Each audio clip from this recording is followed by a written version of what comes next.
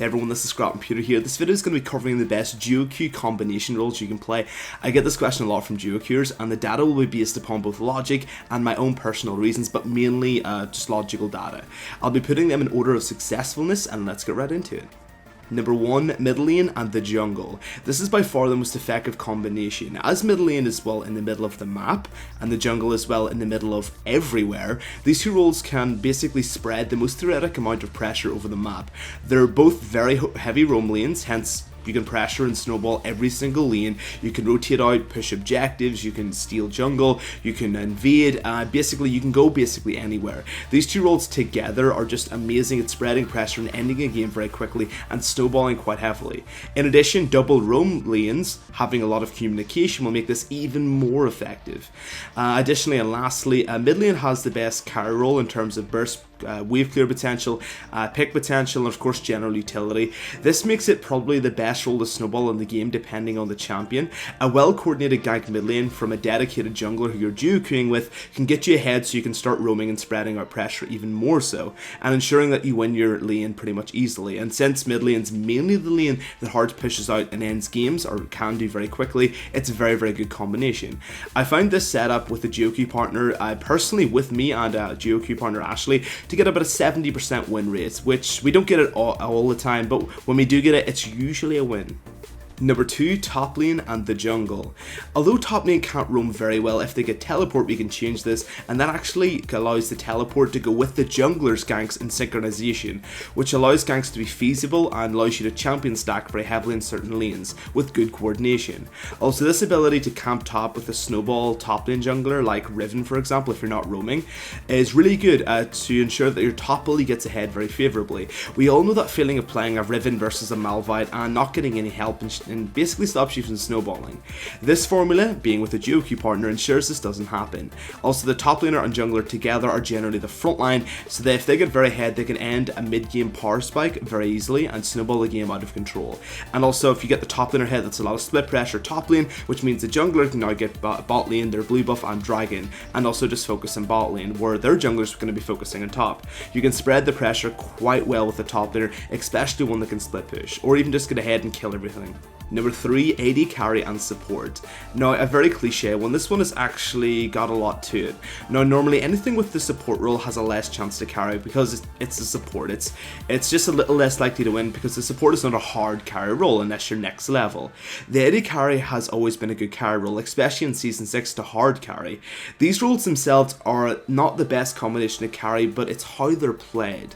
If you can duobot with a friend, you're on Skype, you're playing with each other, you've played with each other, you know each other's playstyle, you've picked a formulated bot lane that synchronized together with AD carry and the support champions, you know how you're going to play, and you're going to be playing almost flawlessly together with a combination of 2 players. You can double if not triple the synchrony if on a non-enemy duobot. Teamwork in the bot lane is everything and is based on a lane that you actually want to succeed in. Everything about this is teamwork, everything about it. It's the most teamwork oriented role. A good support and an AD carry who know each other and are talking in Skype should beat nearly all bot laners and duoing, if they're not duoing anyway. So you've got that communication issue there. You've played together, you know each other's playstyle. This is the thing, you can trump almost any non-duo bot lane. This almost ensures a win.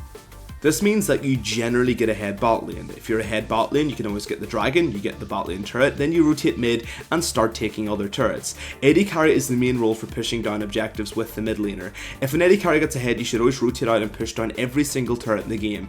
In solo queue, people have no idea what to do against these heavy stacked objectives. So if you get ahead bot lane with your duo partner, which you should do because you're communicating, burst down that turret, go mid lane, get their turret, go top lane, get their turret, just keep on rotating out, getting all of the objectives, siege very early with this early help.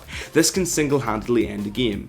Mid to late game, having a support also who will defend you to the last man will make the AD carry more confident in fights, and just even in general, the pick of the support will also synchronize with the AD carry. In solo queue, you can have a Janna with the Vayne, which although late game is terrifying, start game is one of the weakest lanes in the game, so generally speaking, you don't want to do that. If you're with the duo partner, you can control this variable. This combination is good, but has a limited impact at the start of the game. But if you win your lane, mid-game, you can push out all of the objectives, and it's a very easy early win if you can achieve it, making a Geo bot a good lane if you play correctly and if you're a good teamwork. And those were my picks for the best duo roles in my opinion. Other roles are perfectly fine and can hard carry. So if you're going for a top laner and support, you can carry. I'm not saying it's not possible. I'm just saying if you want a little bit more percentile chance of victory, these are the best roles, assuming both players make it. Now, one thing I did want a prerequisite for this video, well, probably I'm not really prerequisite anymore. I just wanted to end off with, you really shouldn't be doing, like, so if your duo partner does not play mid lane, do not force them to play mid lane. Play what you're best at. I'm just saying, if these roles are in your criteria, if in your rota, play them. If they're not though, you're either going to have to teach yourself the role, or you're going to have to ignore it completely. If your duo partner is a support main, that's it. Either you learn AD carry, or you stick at your top lane, for example. Do not go into these roles if you do not know how to play them, because it's actually going to lower your chance of victory. But if you do play them, once again, it's a very good way to win.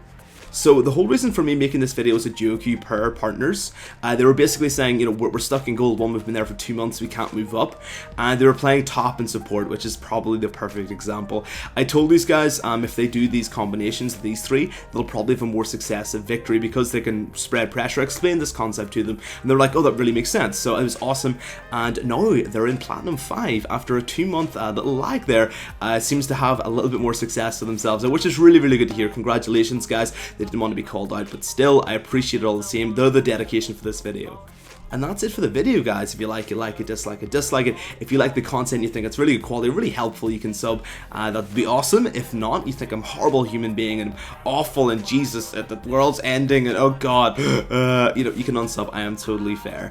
I also stream on Twitch TV, guys. The link will be in the little bar below. I stream mainly educational content, and I also shoutcast at the end of the day. I also play with viewers almost exclusively at this point. So, guys, I'd love to see you come along. Besides that, guys, as always, have an absolutely great day. I'll see you guys next time, and best of luck in the Rift.